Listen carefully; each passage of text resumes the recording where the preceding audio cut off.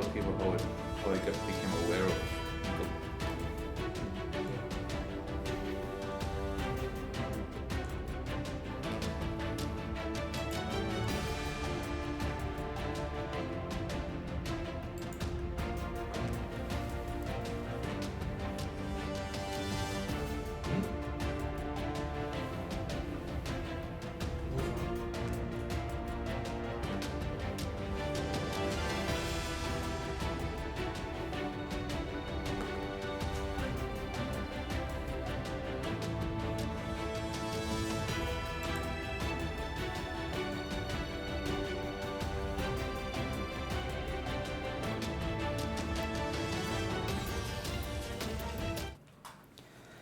Hello again, everyone, and welcome to another edition of Silver Bullion Television, SBTV. I'm your host, Patrick Vieira, and I'm here today with Gregor Gregersen, the founder of Silver Bullion. So it's going to be a treat today, and we're going to be talking quite a bit about nickel. Nickel has been doing some pretty good things lately, and so we want to keep you all informed with nickel and see what's going on with it.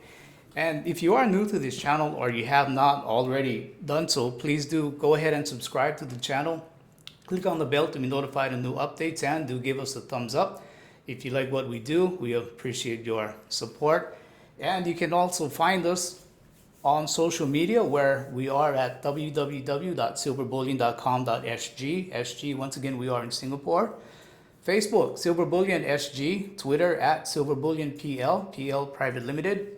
You can find just the audio versions on SBTV iTunes, SBTV Spotify, and we hope you do join our new Telegram group, SB Crisis Tracker. So here we talk about current events that are going on that can affect silver and gold prices, as well as geopolitical, political, and other things as well.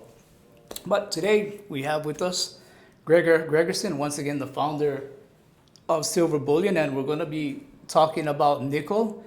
First things first, though, let's check the gold and silver price.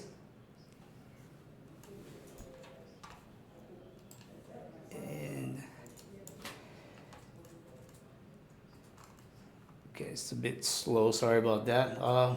Silver is still hanging around 17.9, still above 17 level. Gold, Gregor, what's happening with gold? Below 1,500 now.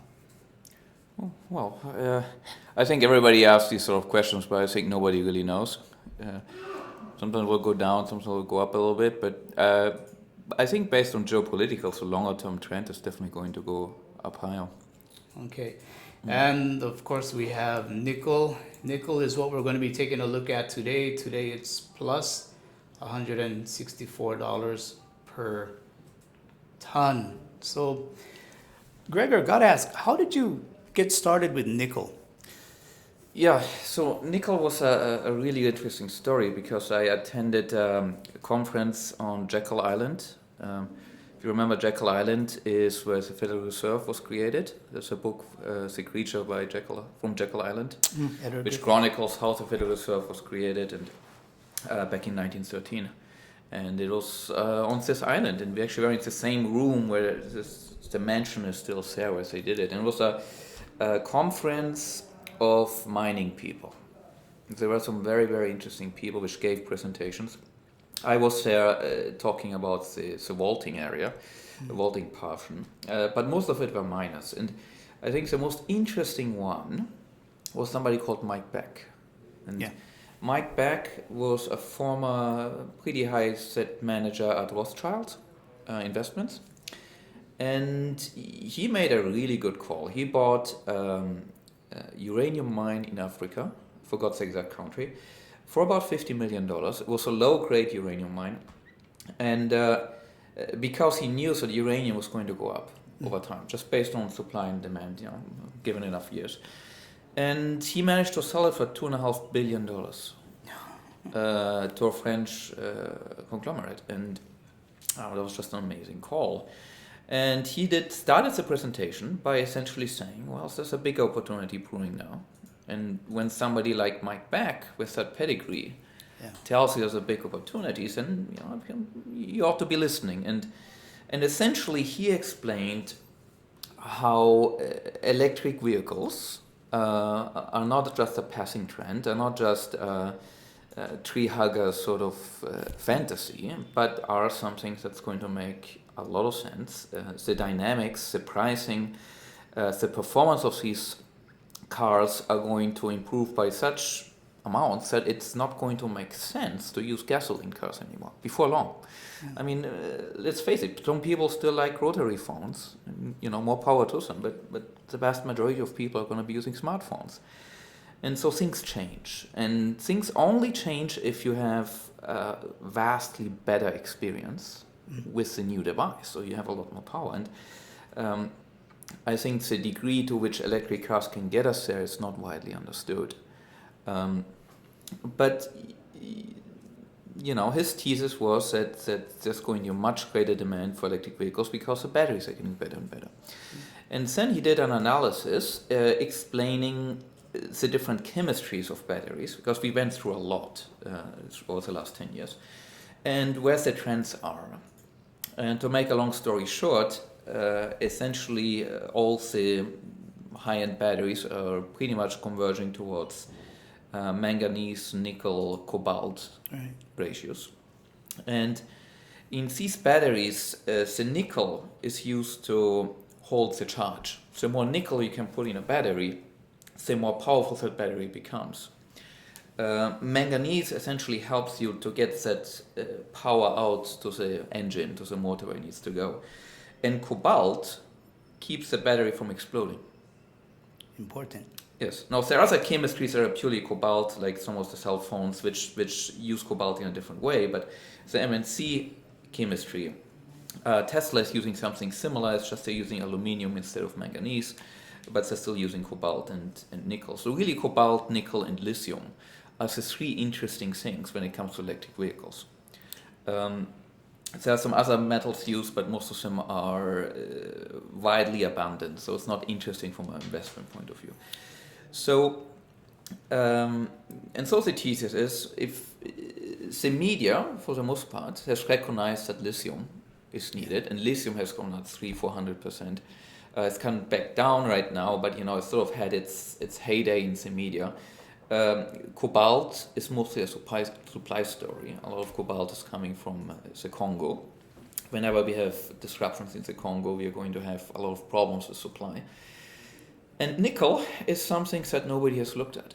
And he was essentially saying nickel is actually the most important metal in these batteries by weight. Nickel and graphite, which is very abundant, not really that interesting. But nickel really is very important. And what makes nickel so interesting is that it's also extremely cheap historically. If we are looking at the latest high of nickel, it was in 2007, due to the Chinese construction boom back then, and it reached about $54,000 per ton. Today, back when we were at the presentation, it was around 11,000. So we're talking about 1/5 of its high. Right now it's been going up, it's around 16,000 as the market is slowly starting to recognize some of its needs. But it has a lot more to go, and I think, and the EV story has a lot further to go. In many ways, it's a metal with a lot of optionality. Nickel is already so cheap, it's not going to go that much cheap. It can never go to zero. Nickel is a very useful, important metal, and yet you get much of the upside of the electric vehicle revolution. Okay, so that was the beginnings of nickel for Gregor and Silver Bullion. Pink Mangoes, thanks for joining us. Horatius, thanks for being here. Joe C, good to see you again. Nickel on full alert. Yes, it is. Steve Porterhouse, no. How about yes? Who knows what no is for? But glad you guys can join us. I know this is a different time for you guys. PM Ruckus waking up early for this. Yeah, I appreciate you being here. RGJGJ, didn't a minister in Singapore say EV cars? Yeah, that was pretty controversial, two sides on that coin, but I think a lot more on that is going to come out. Okay, so one thing about nickel, you can't really talk about nickel without the EV trend, as you were mentioning, the EV story. What exactly is the EV trend and where is it going? So the thing to understand about EVs, and just coming back to one question about lifestyle by the minister, you just have to understand in the context of Singapore, having a car is a lifestyle. And I'm saying this, I used to live in Southern California. In Southern California, if you don't have a car, you don't go anywhere. It's not a lifestyle, it's a pure necessity. And you get a car for $2,500 if you really have to. Yes. Right. Might not last long, but you can get it. In Singapore, we have extremely good public transportation system, and cars are very expensive. And there's only about 450,000 of them here. So taxis are also very abundant and very cheap. So in many ways, it's actually cheaper to go around in a taxi than it is to own a car in Singapore. So having a car really is a lifestyle. So you just have to look at it from the context of Singapore. I think it translates very badly when you're looking in the US because you do need to have cars. But that's just something I thought to mention as it came up. Coming back to the EV story in general, I think for the listeners who might not realize this, it's important to point out that ultimately what makes EV so interesting is the degree at which they improve.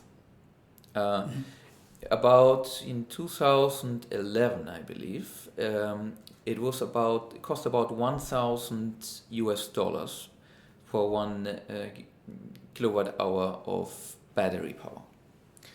And nowadays, that amount has gone down to around $140, $130.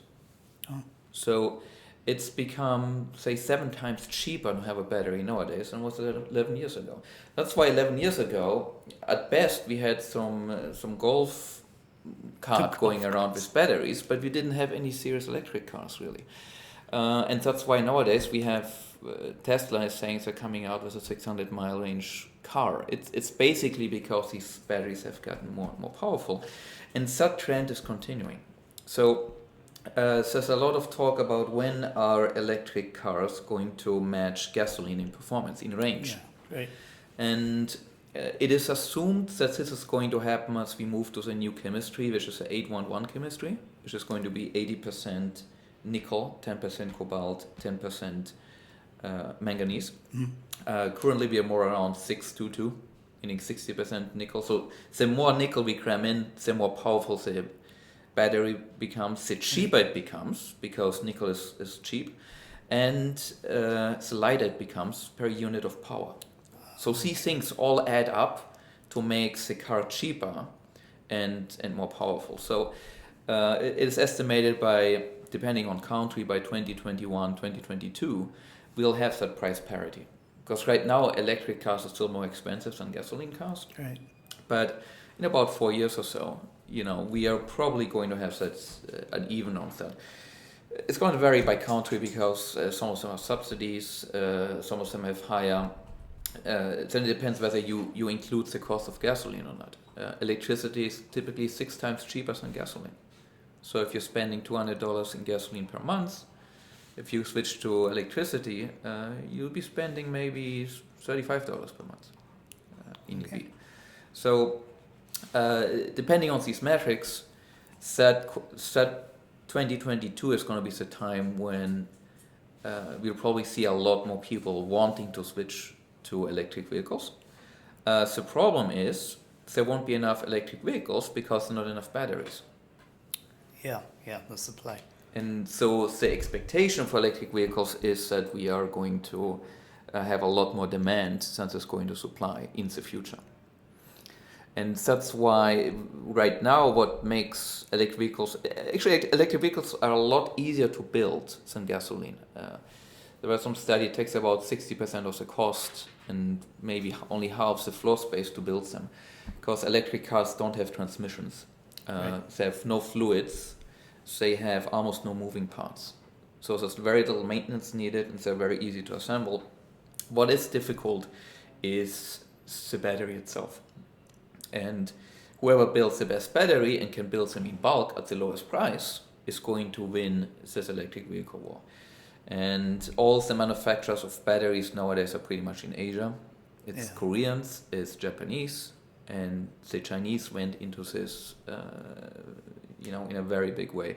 Even Tesla, by the way, has partnered with Panasonic. So a lot of the technology of Tesla is coming from Panasonic. I think in Germany there's a big trend now to sort of try and catch up. In the US, Tesla, of course, researching this, but it's something where I think in the West we really have to sort of catch up on it, because it's going to be the new way of transportation in the future, in my opinion. Yeah, you were mentioning countries, and we're going to take a look at just what the different countries are doing. I just want to say hello to some of the guys again. Adrian, how you doing? Bucci Harding, first time I've seen you here. Welcome aboard. Let's see who else. Adrian, okay. Pat, how you doing? Okay, so what's happening with the countries? You were mentioning what these different countries are doing and subsidies and whatnot, but a lot of countries are saying that they want to ditch gas and diesel cars and they want to move in favor of electric vehicles. And what's happening is their politicians are racing to show the world how quickly their countries can go green. We have India, France, Britain, and Norway. They all want to completely ditch gas and diesel cars in favor of cleaner vehicles. And at least 10 other countries have set targets for electric cars. And as an example, Britain, the UK, said recently that it would ban sales of new gasoline and diesel cars starting in 2040. And 2040 is really not far away. Like I said, if you think about it, it's almost 2020. 2020 is halfway between the year 2000 and 2040, and where has all that time gone? So 2040, it's really not that far away if you think about it. UK, basically what they're saying is they can't carry on with diesel and petrol cars because of the environment, and there's no alternative to embracing new technology, which was what you just mentioned about some people like to use the rotary phone still, while others have moved on to smartphones. But other countries, France, 2040, they're looking at all electric. Other countries, India, New Delhi said earlier this year that every vehicle sold in the country should be powered by electricity by 2030. So That's not going to happen. That was not going to happen? No, definitely not. All these statements by politicians, you change politician and then they're going to say, oh, my predecessor used all of those silly things, let's just forget about it. I think a lot of these numbers are just thrown out numbers, which I wouldn't take too seriously. At the end of the day, governmental subsidies can help speed up adoption to some degree, but if the cars aren't any good, no, they wouldn't go anywhere, it'll just be wasted money. You know what I mean? What makes EV interesting is not so much that some politician is going to say by 2040 everything has to be EV, because we cannot see the future, and there might not be enough batteries to do that. So are you going to ban every car and only have 5% of people have a car because only 5% can be electric? No, right? Yeah. So these numbers don't really make much. I think Arnold really said important. What's important is to just look at how many battery production is being built right now and how many cars can we actually build, and are people going to be standing line to buy these as soon as they come off the stands. And everybody I know who has a Tesla says they would never go back. I know about 3 people now, and that's what they're saying. When I was in China, what China does is, in several of the cities, they have pollution controls, where if you have a gasoline or diesel car, you can only drive 6 days per week. And depending on your ending number, you're not allowed to, say, drive on a Wednesday or on a Thursday. But you have an electric car, you can drive anytime. Okay. It doesn't cost anything. People don't necessarily like it, but it's one form of incentive where you don't have to necessarily put money out there. Why do governments do it? Well, pollution. Mm-hmm. I mean, China is for those who haven't been there, it's actually becoming extremely modern as a place. But you still have a lot of pollution, and so many Chinese, I mean, they went from basically riding bikes to everybody wanting or having a car now. And you have these incredible people basically sitting in traffic for very long periods of time. I mean, China does everything on a bigger scale. And that's a lot of pollution. So, going to electric makes a lot of sense. And China is seeing it strategically as a way of dominating the car industry. Because they're seeing, combustion engines are actually quite complicated things. And in the Western world, we have a lot of experience doing that. Germans, right? You take BMW and so on. It's 50 years, 80 years of research to build the best combustion engine. But these engines can really get much better. If you improve them by 0.25%, that's considered good in a year. Batteries, they're improving by 10-15% per year, often. So with that going on, China is saying we're going to get our expertise in batteries and we're going to dominate the new mode of transportation, which is going to be electric vehicle. That's where we have to catch up, and where most of these battery manufacturing plants are now being built in China. There's not enough in Europe, there's not enough in the US, there's not enough emphasis on it. And I think for the most part, at least in the US, people, when they look at electric vehicles, they're looking at it being a political left sort of thing, when they should be taking the politics out and just looking at the facts, that this is going to come just because it's going to be more powerful, cheaper, and better than most of the older cars. And by the way, every car manufacturer has electric vehicles now, pretty much on the drawing board. Yeah. So I guess maybe the numbers, maybe they might be a little bit unrealistic or overzealous, but I think in general countries are moving towards EV, and I guess that's the gist of that story, what they're trying to say. But with the role of nickel, or what is the role of nickel in electric vehicle batteries? You touched on they provide or they store the power. Yes. So a battery is basically made out of a cathode and an anode. Right. Now the anode is a boring thing. It's basically mostly graphite, and for the most part that works quite well. And graphite is very abundant. It's not graphene, it's graphite. So then you've got the cathode, and the cathode is where all the chemistry is happening. And that's where all the research and development is going in. And then you have the liquid in between, which is about 2% by weight, and that's where you have the lithium. So It's called a lithium-ion battery, but lithium is only about 1 to 2% by weight. It doesn't play as big of a role. Right. In the cathode, that's being made up, or we're going towards the chemistries of being 80% nickel, 10% manganese, 10% cobalt, with nickel holding the charge. So Tesla has been talking about going 90% nickel in 5.5 maybe at some point. But the problem is, if you don't have enough cobalt and you don't get your chemistry right, and your battery explodes or burns up, right? And we got these Samsung phones which put cars on fire, and you have a huge liability problem. So it's all a matter of basically figuring out how to take the cobalt out of the battery and putting more nickel in. Right. So that's one part of it. The other thing to understand is gasoline. The one big advantage of gasoline cars is you can refuel it fast. And gasoline has about 100 times the energy density of a battery. Okay. But electric engine tends to be 3 times more efficient than a gasoline engine.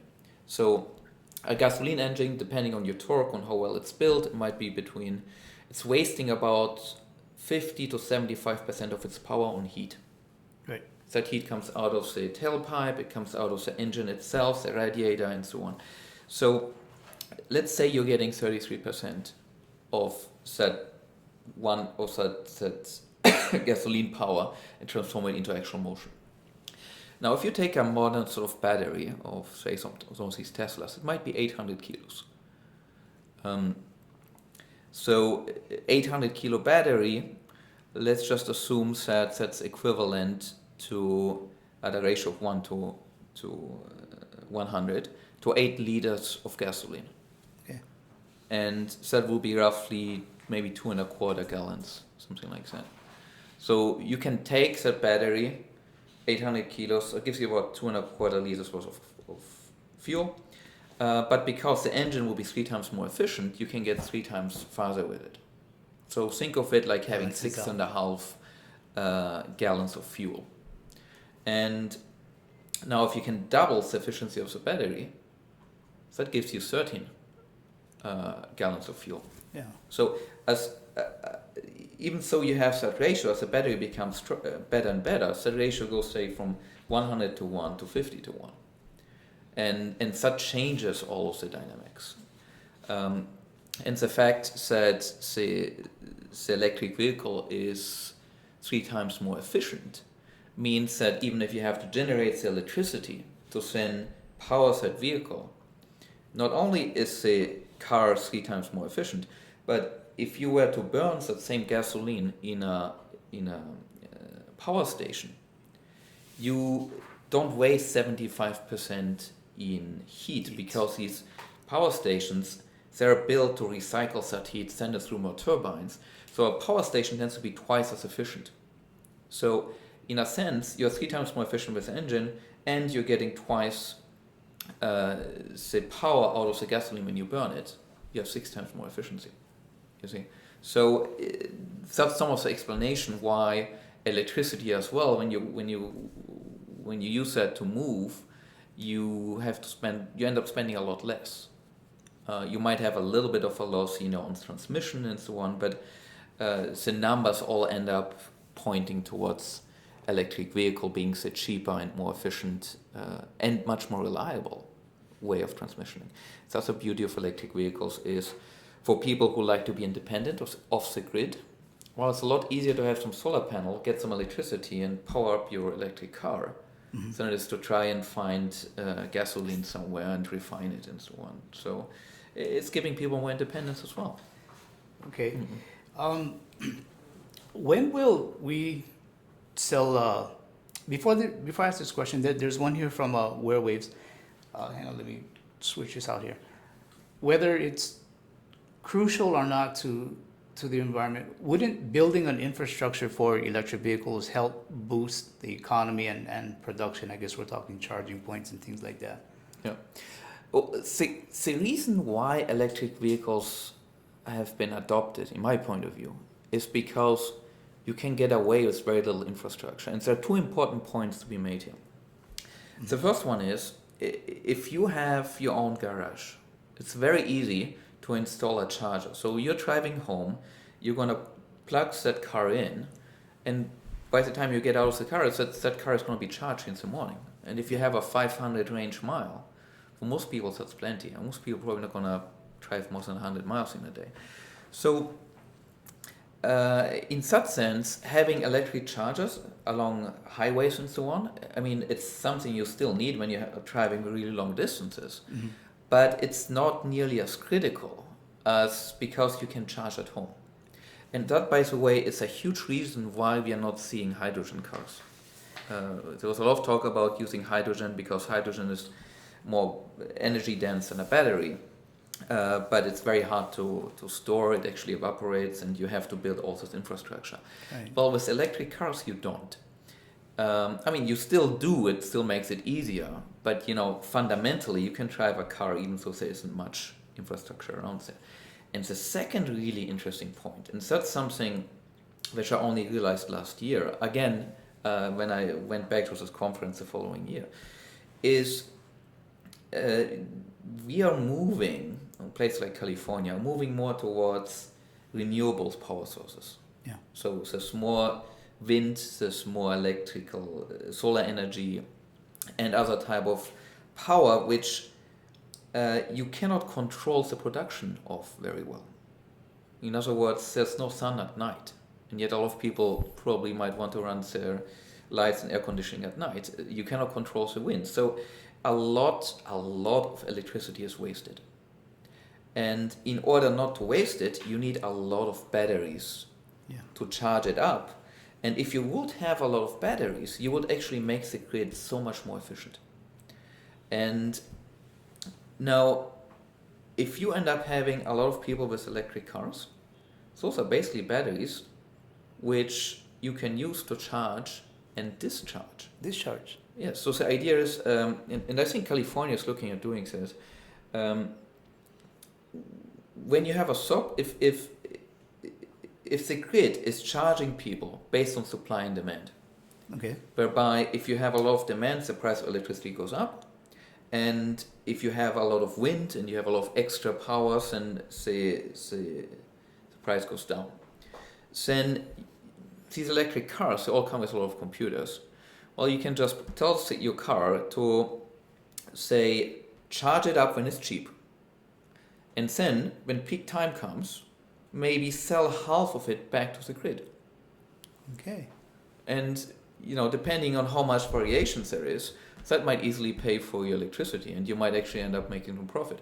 Because assuming your car has a 500-mile range, and normally you only need 100 miles, Yeah. maybe you can tell the system, well, sell back 250 miles, because you only need 250 as a buffer. If need be, you can always quick charge it somewhere else. And by the way, at Tesla, you can charge 80% battery in about 30 minutes. So it's not like you're going to be stuck, if you're not fully charged up. And these things are getting better and better too.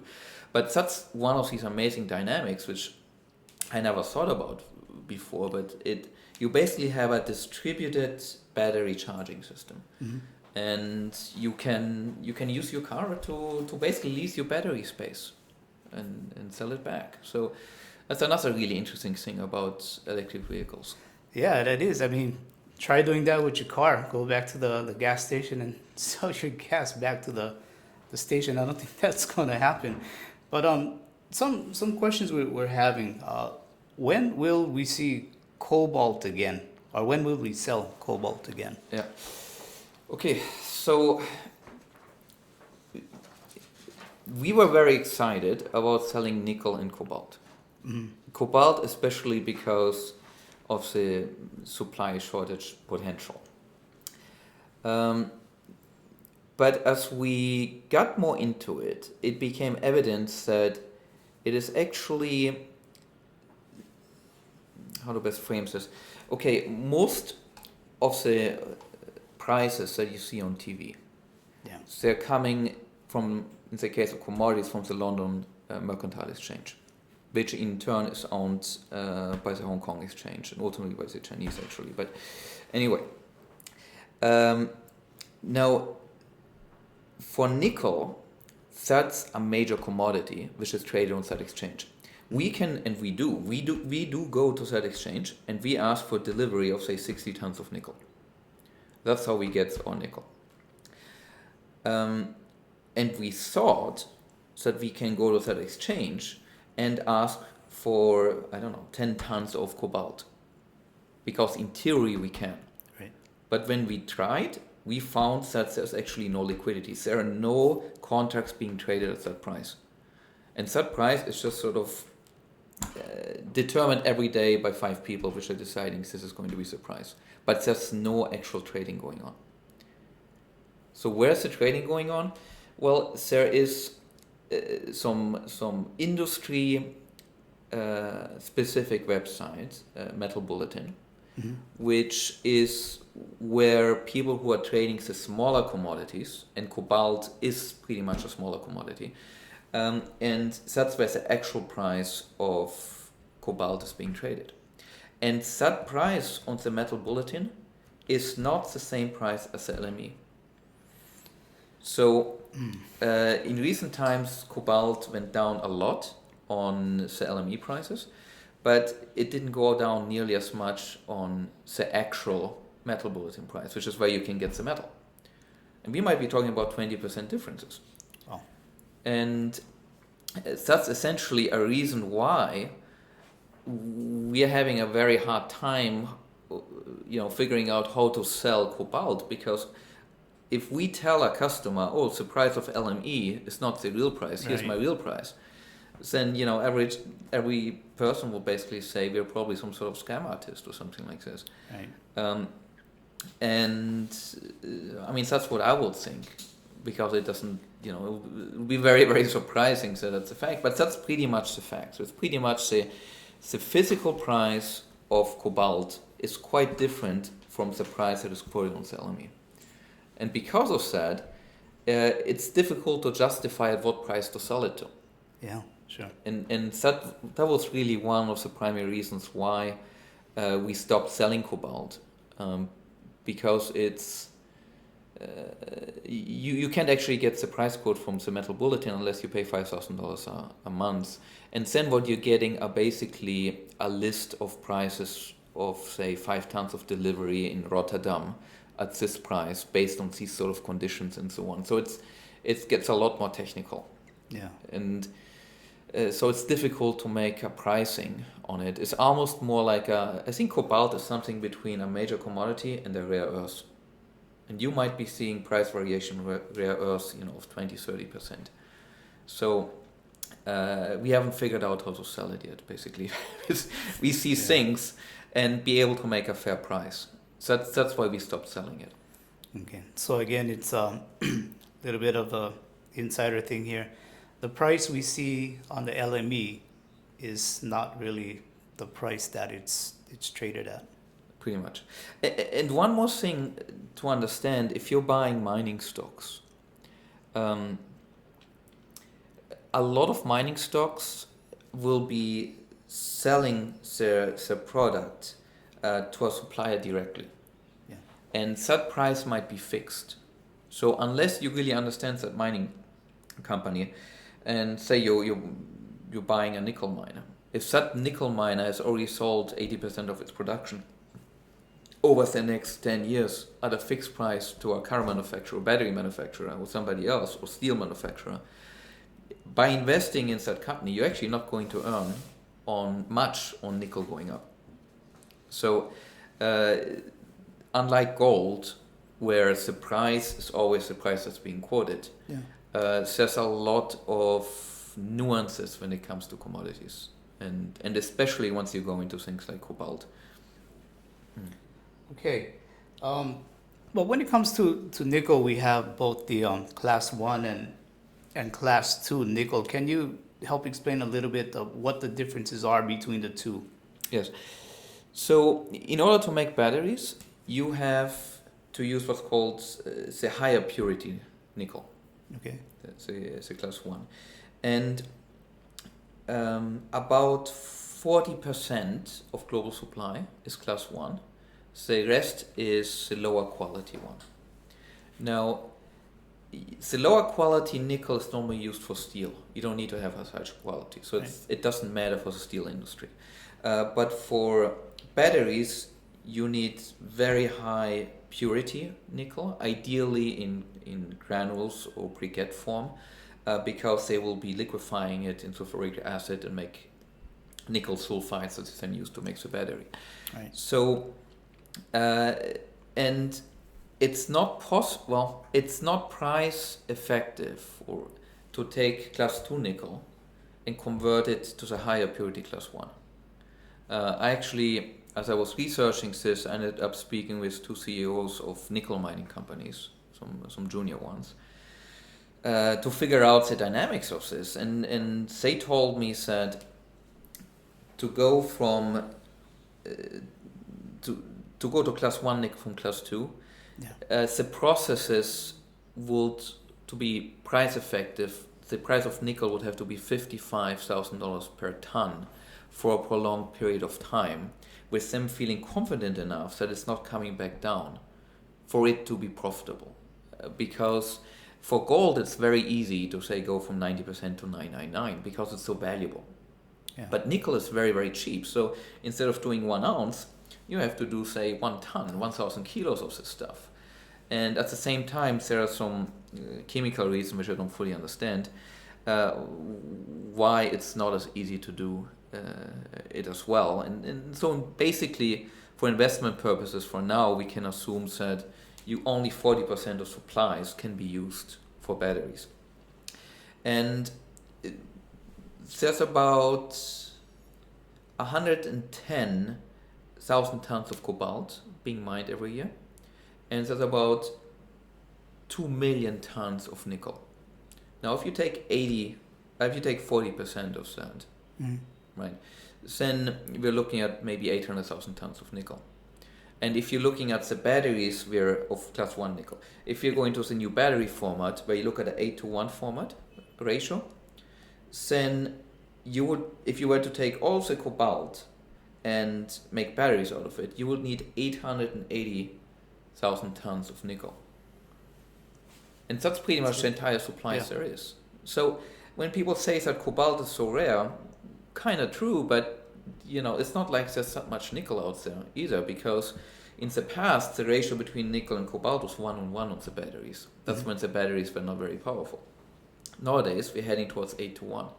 So the demand for nickel is going up so much faster than the demand for cobalt. And so that's one more driver which is going to push up nickel prices in my estimate. What's also been pushing up nickel is that a couple of years ago, Indonesia announced that they will stop selling raw nickel or allowing it for export unless it gets refined in Indonesia. And Indonesia is a major exporter of class 2, not the class 1, not the good stuff. But for whatever reasons, the media just seem to have remembered that that's the case and reported on it, and that might be some of the reasons why nickel has been going up 40% or so over the last 3 or 4 months. Okay. Yeah, we had a question from Joe C. He's asking, when will we see a nickel shortage? And Joe C, it's a good question, because we're also finding more and more articles like this where there's one metal worrying Tesla and EV battery suppliers, and that is nickel. So battery producers and electric automakers, including Tesla, are concerned over longer-term supplies of nickel, a key material in their supply chain that's forecast to fall into deficit, according to an Australian miner that's held recent talks with the sector. And as Josie is mentioning here, when will we see a nickel shortage? So I think it's somewhat hard to tell because there's not so much transparency, say, how much nickel, say, BMW has locked in. When BMW, for example, goes and buys nickel, or Tesla. Well, I don't know about Tesla. I heard somebody was saying they don't lock in ahead of time, but normally manufacturers will go to a mine and say, I need to have so many tons of nickel for the next 10 years. And I'll pay you this and this price, maybe with a little bit of spot price variation, but that's pretty much locked in. So the reality is, in a sense, that a lot of the nickel supply has already been sold. And because they sold the future supply. Right. And so I guess the question is, when will there be a factory which actually has to stop operating because they don't get enough nickel? That's a really tough one to answer. I don't know. But if you look at, on a very rough way, just looking at supply and demand, the charts I normally see is that probably by 2023, 2024, that's when we are starting to start having some real shortages. Because right now the amount of nickel used by electric vehicles is still relatively small.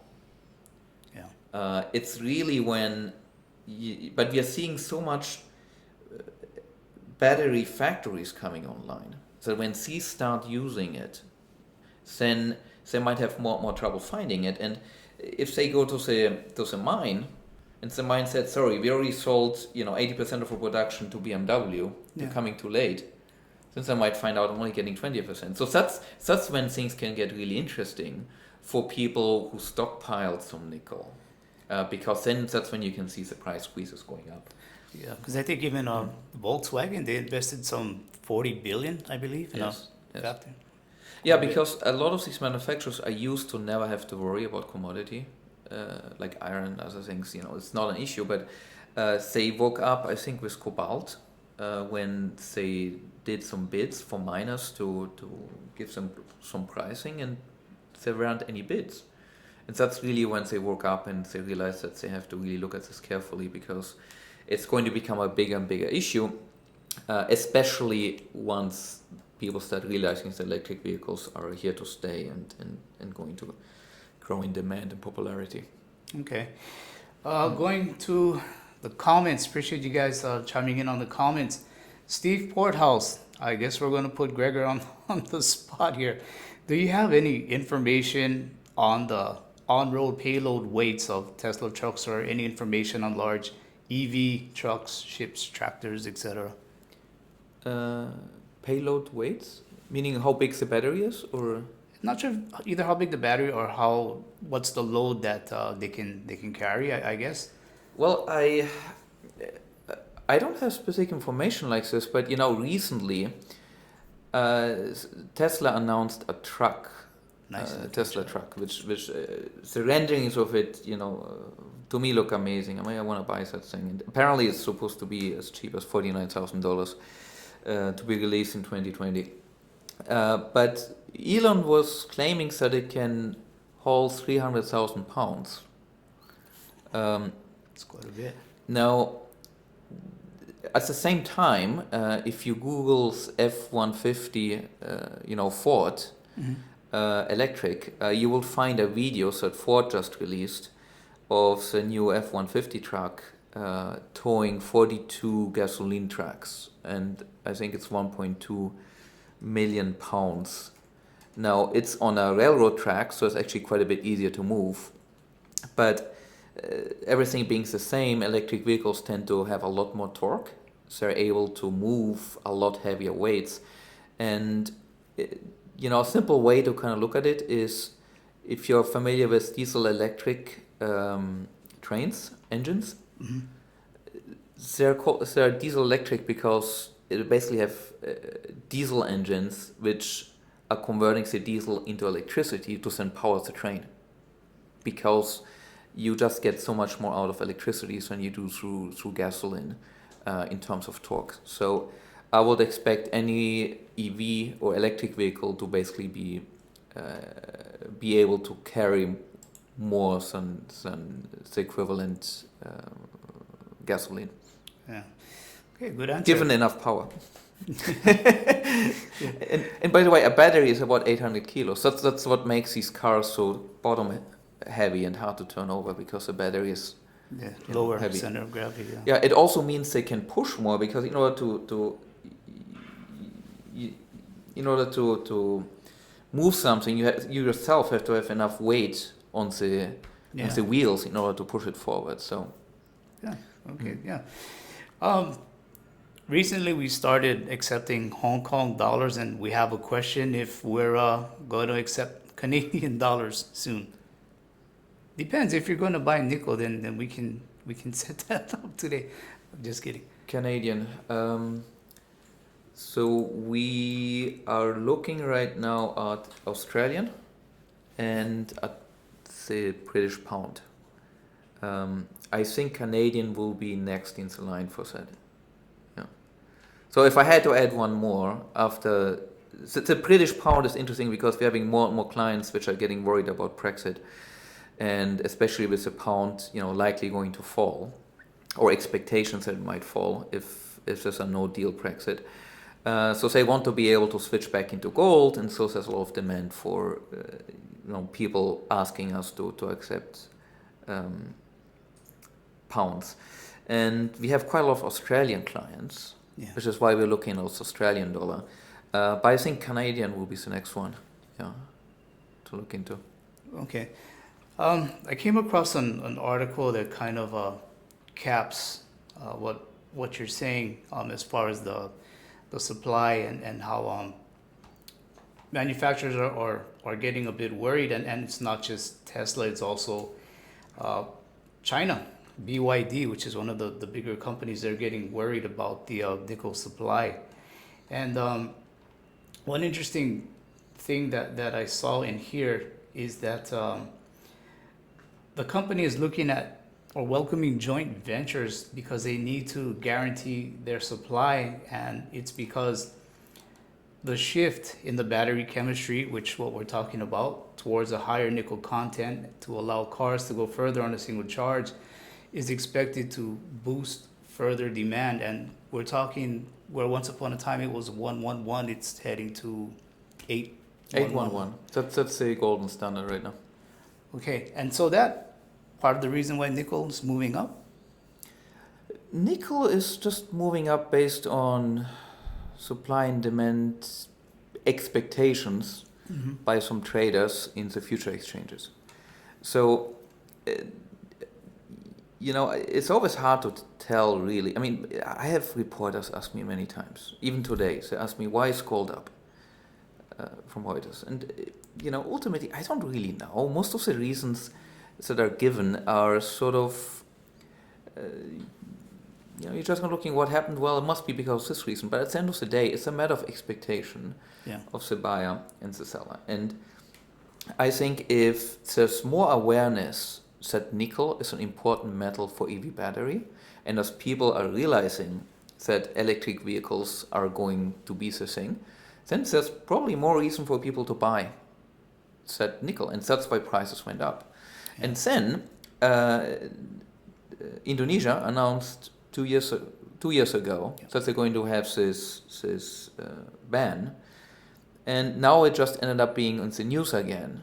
And again, it added with this other news. And, it's kind of like a self-fulfilling thing. It's really psychology.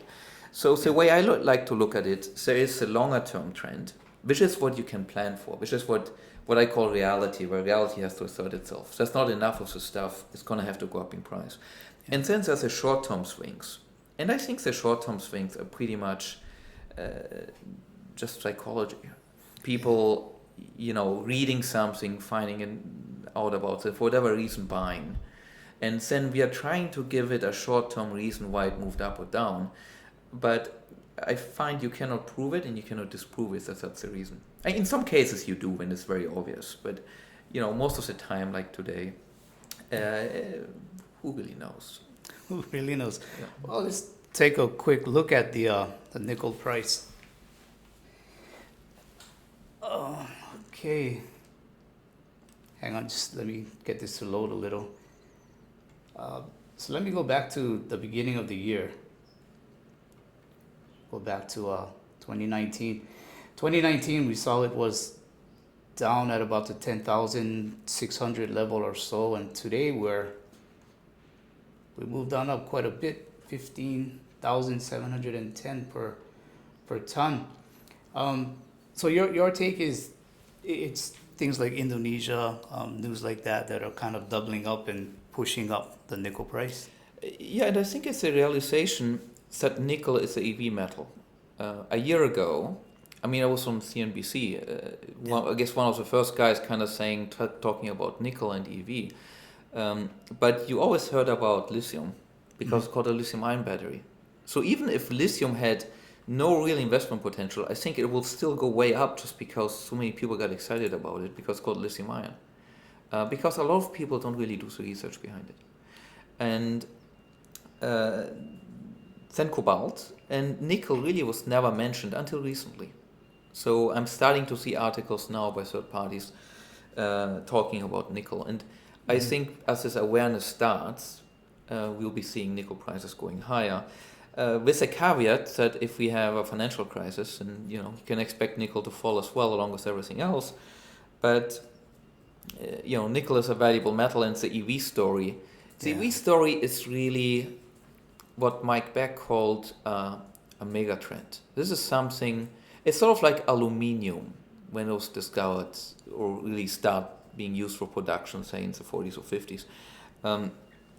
It's a similar thing now. It's something which is going to be with us, that is going to be needed over the next 40, 50 years. And so to me, nickel is a long-term buy and hold thing. And I like things which you kind of buy are a good value and you just kind of hold it for a long period of time. And you see it go up and it has good liquidity. If you need to sell it, you sell it. But in absence of another place, you just kind of buy some nickel. But again, if tomorrow we have the financial crisis, you're better off in gold and silver. So nickel potentially. But long-term nickel is going to do very well. Okay. Yeah, as you mentioned, back in roughly 2007, nickel was at its all-time high where it was above 50,000, at right around 54,000. Not going to hold you to it, but do you think nickel will get back to that price again? Of course. The US dollars on average has lost 3.2% per year in value. So if nowadays we're going back to 54,000, it's not the same as 54,000 back in 2008. So we'll definitely go back to that price. But I think we can go back instead, in probably 3 or 4 years or so. That will be my expectations, because as we are going to the 2021-22 time frame, so I think that's when we're really going to start seeing shortages, and maybe it might go a lot higher. And I do believe that there will be a distinction between class 1 and class 2 The bifurcation. nickel. Yes, because right now when you're looking at prices here, you're looking at nickel. You're not looking at class 1 and class 2. Right. And the LME is actually discussing the possibility of having 2 nickel prices. Because for the steel guys, normally it doesn't matter. So they will go for the cheaper stuff. But the battery guys, they're going to need to have some more expensive class 1. And the class 2 might not go up in value much. Yeah. Because the demand is all going to come in the class 1. And that's also a complication if you're going to invest in miners, for example. Not only do you have to check how much of that nickel might have been sold to manufacturers, but you have to figure out how much of that production is class 1 and how much is class 2, because that will make a big difference in the potential price in the future when it comes to electric vehicles. Okay. So is it fair to say that we can buy class 1 nickel at class 2 nickel price? Right now, yes. Yes, they're not differentiated. You just have to make sure you get the class 1 as you're buying it. And okay, so that might be a bargain. But I think another question is EVs are getting cheaper. They're getting more reasonable for people to buy. The technology is getting better. The cars are getting better, stronger, faster. But yet the cost of EVs are falling. Any opinion on why the cost of EVs are falling when we see items like nickel going up? It's all because of economies of scale and because of the battery price falling. Remember, the key thing to remember is what makes the electric car expensive is the battery. Right. And the battery was about $1,000 per kilowatt hour back in 2011. Yeah. Now we're about 150. Over the next couple of years, as we're getting the 811 standard, we're going to be pushed below $100 per kilowatt hour. When we go to that point, that's when you will see the break-even price. That's when you probably can start seeing, decent electric vehicles starting to sell for maybe $20,000 or $25,000. The type of cars you actually want to buy. Okay. Yeah, I think another aspect of the EV story, I mean, we're always looking at new cars that are coming out, 2019 models, but there's also the older cars where they can be retrofitted to become electric. And I want to roll this clip because it's pretty cool. If you love VWs, old VW bugs and things, and this particular vehicle, which is the microbus, very cool, but you don't want to be broken down by the side of the road, The Electric has an answer for you. How about making them all electric? The cars you're actually using are of a certain vintage. What are they? They're all Volkswagens. Basically, what happens here is there's a company in California, apologize for the sound, 66. and what they do is they take older cars, they tend to like the Volkswagens, and they'll go ahead and retrofit it to become electric. And it's a pretty good idea because you consider as these cars get older, right? it's very hard to get just plug it in parts. at Trying night to and find the morning, parts are getting harder it's and ready. harder. What's the range If you have an potentially? older car, It just depends how much you can afford with a bus, because we have room for a lot of batteries in here. But the way we have it set up right now, it's a solid 60-mile range in this bus. In the Beetle, it's about 80 to 100 miles. This is truly a great design. You've got your surfboard back here. It's got a sunroof. This whole thing opens up. And basically, every window pops out, or including the front windows, right? So, in a sense, it is the quintessential California machine. Range, a lot more speed, and it's pretty cool because you get to keep your old classic cars. And I know that's something, especially in the U.S. We like our cars. So it's not just the new cars that are going electric, but it's also the older cars. And but sometimes we come across this question where people feel that EVs, they're going to be a hard sell for consumers. Some people feel they don't operate well in cold weather. Some people feel they're just still too expensive. Some people feel they're like a golf cart still, no power, no torque. But it's changed quite a bit now. EVs? Comes back down to the battery. Battery. It always comes back down to the battery. Okay. So... And maybe one thing I will add is, I think there was a question about recycling. The beauty about these batteries is, as we are getting short of these metals, these batteries are all going to be recycled because it's too valuable to throw it away. Yeah. People are going to want to get the nickel back, the cobalt in it. The manganese maybe less so, but the nickel and cobalt they will definitely want to recycle. So I think recycling-wise, these batteries are all going to get recycled. It just makes economic sense, basically. Okay. PM Ruckus has a question. How will nickel be affected by a recession? I think you touched on that also. If we have a banking crisis, nickel is going to go down. The demand for it is going to go up, but a banking crisis is going to push everything down. So, but it's something you can buy and you can hold. You can just hold through it if need be. But if you know that tomorrow we're going to have a recession, then you probably would want to maybe sell your nickel and almost everything else and just load up on silver and gold. Yeah, silver and gold. But just one more question on nickel. How does a person invest? Because I think most people think you have to buy tons and tons and tons of it, and then there's storage and other things involved. Is it paper? Is it physical? How does a person invest in nickel? So when I was at this conference, I had this. The reason why we started offering nickel was because I talked with a trader at this conference where Mike Beck was, and essentially he told me that he was doing it via futures. So you can buy nickel futures in the market. But the problem with futures is that they're mostly meant as shorter term hedging options. And because the market's in contango and when you go from you buy one contract, after 3 months you have to switch to another one. But with the expectation of prices going up, as you switch to the next contract, that contract starts at a higher price than the other one. So it might be 0.5 or 1% higher. And because you have to do it 4 times per year and you have other fees, he was telling me he had 6 or 7% holding costs by doing it through futures. So it's not a good way to keep something long term using futures. The other option is that you go and buy some miners. Yeah. But if you buy miners, you just really have to know what you're doing, because you have to look how much the production is pre-sold, you have to look what type of nickel is being produced. Then you have the usual things, management and so on. And if it's a very big mine, it's probably already really fairly priced. But that's one credible option. The other option is you just buy the metal itself. Yeah. And almost nobody provides that. And that's kind of why I was excited with nickel and cobalt, because I was saying, hey, let's figure out a way of taking delivery of these metals.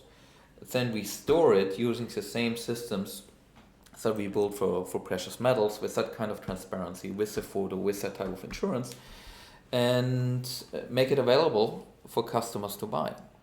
And have much lower fees. If you're looking at nickel right now, we have a fixed fee, which I think is 1.6%. But the fixed fee goes down as the price of nickel goes up. And the reason is that most of our cost for nickel is not the insurance. Insurance is a variable price based on the value. But it's the physical space it takes to store it. If you're taking 2 tons of nickel, that thing is huge. Or you could store it in 8 barrels of nickel. But it's look at maybe 12 ounces of gold or 8 barrels of nickel. It takes a lot more space to store certain nickel. That's why you have it's more expensive to store nickel as a percentage basis. But we try to drive that down as much as possible. And so as we're looking at prices right now, if you click on nickel, I think you'll see the current pricing. It should be around 1.5 or something like this. Depending on the nickel price. Okay, 1.38. Yeah, go up. You see, so at current price, it's 1.38. per year. If nickel were to double, going back to say 32,000, then it would be 0.69%. It's just a fixed rate of 76 Singapore dollars per barrel, basically, per year. Okay, and of course we do offer storage for it, but when things like gold and silver, we do have questions about storing in Singapore, and they feel that storing in Singapore is enough because of Singapore's favorable jurisdiction. But there's more to it than just storing in Singapore. It also depends on the vault, who owns the vault, what entities have control of the vault. And I just want to take this time for people to understand what's the difference between the vault that we have, the safe house, and other vaults. Well, for people who are interested, I made some videos talking about more detail, but as a quick summary, what's different about us is that normally a bullion dealer does not operate their own vault. Normally a bullion dealer will outsource it to a commercial vault. These are companies like Loomis, like Brinks, Malka Amit, and they're global international companies. Because we don't do that and we operate our own vault, and we have also transparency, you can see the vault and so on, we can provide additional services and provide additional guarantees that are not normal in the industry. One of these is that we have exclusive Singapore jurisdiction, which means that if the US were to nationalize gold, for example, and you're storing your gold with, say, a Singapore bank, which then is going to outsource that storage to, say, Brinks, which is a US-based company which operate vaults in Singapore. If the US decides to nationalize gold, is Brinks, as a US company, going to follow US law or not? Right. Well, chances are that they have to follow US law. In our case, we don't, because we don't have any exposure back to the US. We have no business in the US. We are just based in Singapore. And if the US were to pass some laws, then we would just say, well, we'll speak with the Singapore government. And so in that sense, you are able to isolate jurisdiction to just Singapore. And you have a much, much higher chance of your gold being safe if there's a nationalization in the US, regardless of where it's being stored. So that's one point. The other point is because we store the gold and we know how to test it. We've tested over 1 million ounces so far of coins, 1.5, I believe it is. We can guarantee the gold. So we normally a vault will store it on a set to contain basis, meaning the gold comes, and if you tell me it's gold, I assume it's gold. If it doesn't turn out to be not gold, it's not my problem. It's not the vault's problem. Right. A bullion dealer normally never sees that gold because he orders from a supplier and it goes directly to the vault. So you can see where the problem is. And normally nobody wants to really do much testing because if there is an issue, they would rather sell it to somebody else before it becomes an issue. In our case, it's different because everything that goes to our vault actually has to go through the testing process unless it's coming directly from the refinery. So therefore we have the unique Singapore jurisdiction. We test all of the bullion. Right. And on top of that, we have a better insurance than most vaults out there because of mysterious disappearance coverage, which essentially covers mistakes or other issues which oftentimes are not covered by other insurances. So these are the three, and I would say the fourth point, you actually get to see your parcels. You can see the photos. We just had a client last week who asked for a custom audit. He actually had Ernst & Young come to our vault and check about that all his parcels are there. Everything is fine, so you can do your own audits. You can ask other companies to come in and audit. So I don't think it's just another company which has as much transparency as we do about where the bullion is, and that's indeed there. And I would say lastly, what's quite unique about this is the peer-to-peer lending system, whereby you can take some of the golds that you own and you can use it as collateral to get a loan from another customer. There's no bank involved. It's not leasing. Sometimes people confuse P2P lending with leasing. A leasing is if I, as a dealer, say take bullion, which doesn't belong to you, but which I owe you, and I lease it to somebody to get some additional profit. That's something that we cannot do because we don't owe you anything. We sell the bullion to you, so it's your private property, and we act as an agent who stores it to you. So the way we do it with all the transparency is impossible for us to actually do leasing, which, by the way, is something that I very much frown upon. But so the peer-to-peer is something completely different. It's you as the owner of your private property, being gold, saying this is worth $100,000. I want to take a $50,000 loan, and you putting online an offer saying I'm willing to pay, say, 3.5% for a 1-year loan in USD dollars. And another customer, who's also our customer, who happens to have, say, $50,000, would say, well, I'm willing to lend my $50,000, but I want 4%. And so no deal. And that's when you will see things as Patrick is showing you right now, where a borrower might be asking, in this case, for 3%, a lender is asking for 4.5%, both of them around $10,000 on a 6-month loan. And at some point, the borrower might say, okay, I'm happy to go with 4%, and the lender would accept 4%, and then a contract is made. So in essence, you're able to get more liquidity when you store bullion through us by taking a loan. And by the way, you don't have to buy the bullion from us. You can transfer in bullion that you're storing at a different storage facility to us, and you can then take a loan out of that. When we transfer it in, we'll be testing it to make sure everything is fine. But as long as that's a given, then essentially you can use the peer-to-peer system. And we had about 3,700 contracts so far, about 108 million or so Singapore dollars. That's about 80 million US dollars over the last 3.5 years doing this. So it's a very mature system, and it's very reliable. Okay. One question though, if I have gold in the vault and I use it as collateral to go into a peer-to-peer loan, do I still own that gold or? Yes. Okay. Yeah, it's still your gold. But it has a line on it. It's very much like real estate. Because you own this gold by virtue of having sold to you through an invoice, it's your private property. And you're now having a line on it, just like somebody who has a real estate home might take a mortgage from a bank. It's the same sort of system. But for you to take delivery or sell it, you first have to extinguish the debt.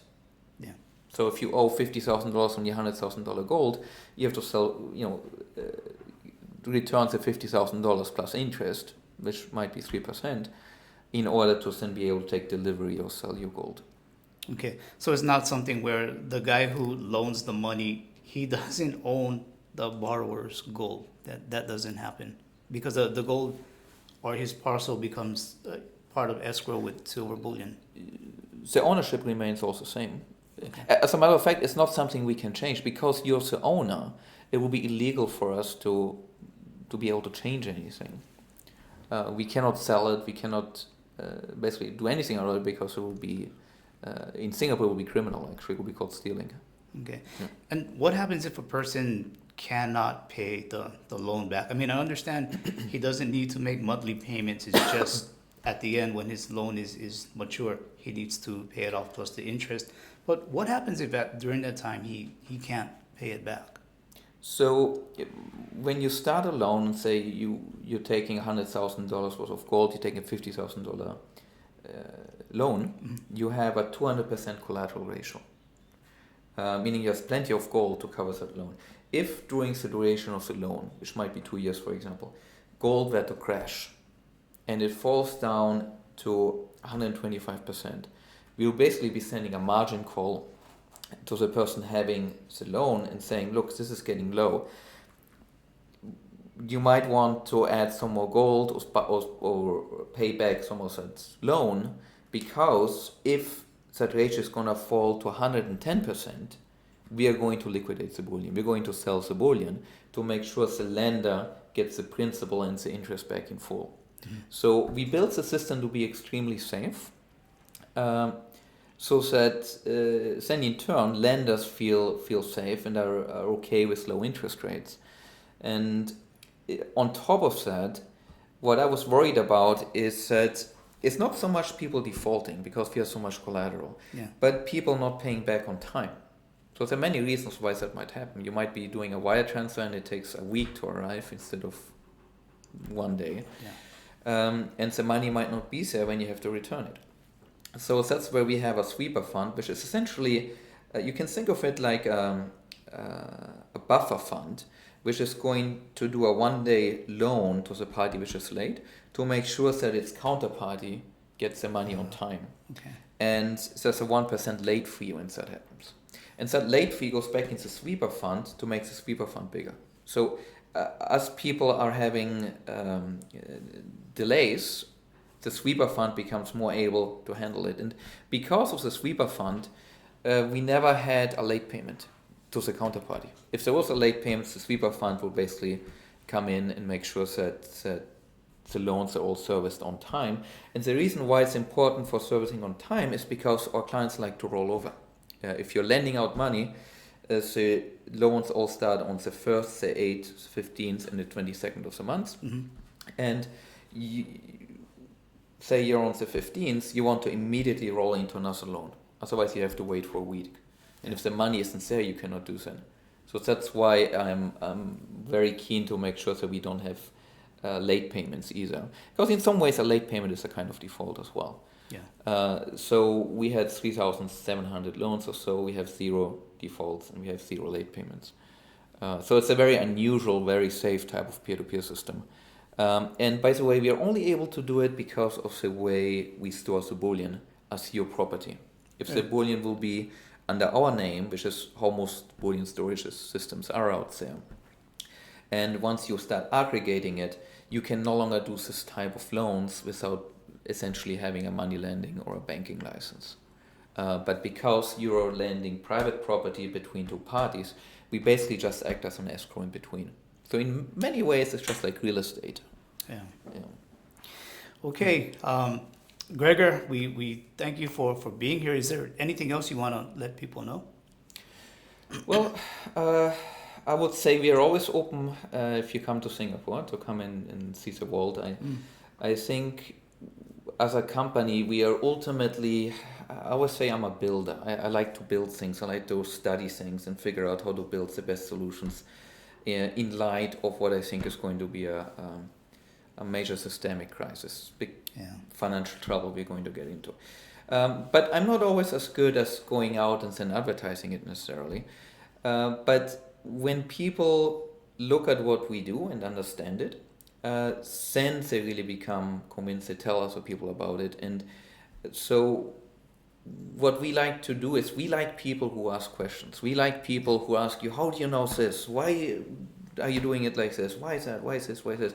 The more people ask, the more they're likely to come to us because we thought about all these things. And what I always tell people, when you're storing things somewhere, ask at least 4 questions. How do you know the gold is there? How do you know the gold wasn't sold to multiple parties, the same bar, assuming it is individually tracked? How do you know it's real? And how do you know it's not encumbered?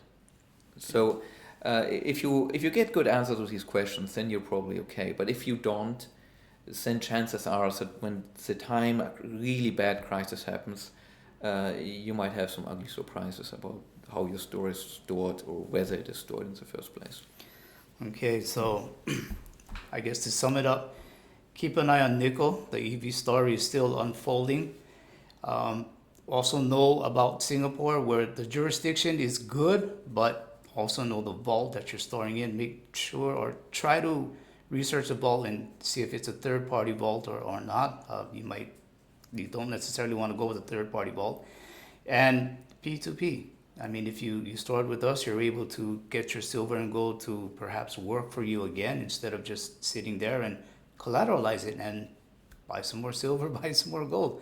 But Gregor, again, we thank you for your time. Appreciate you being here. And we'll see you guys again Sunday night. We're going to be with Jason Nutter. He interviewed Jim Rogers, and we're going to try and get the inside scoops from Jason as to how it went and what Jim had to say.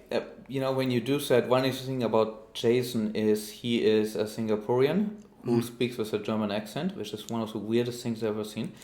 He has a German wife, and he lived in Germany and I think Norway for a long time. And here's the interesting part. He sells solar panel testing equipment in China. And so he's sort of the middleman between the Chinese and the Germans. And he can tell some really interesting story about the cultural differences between the two. So make sure to ask some questions on that. Yeah, well, fascinating stuff. We'll ask some questions, and we hope you join us as well to ask questions. And we've got Steve St. Angelo coming up next week. It's a pretty good interview, so we hope you guys spend some time with us next week. Sunday night, 9 p.m. live stream, Eastern time, and we should be releasing Steve St. Angelo midweek. So we'll see you guys then. You have a good day, and have a great weekend ahead. Take care, everyone. Bye-bye. Take Bye. care.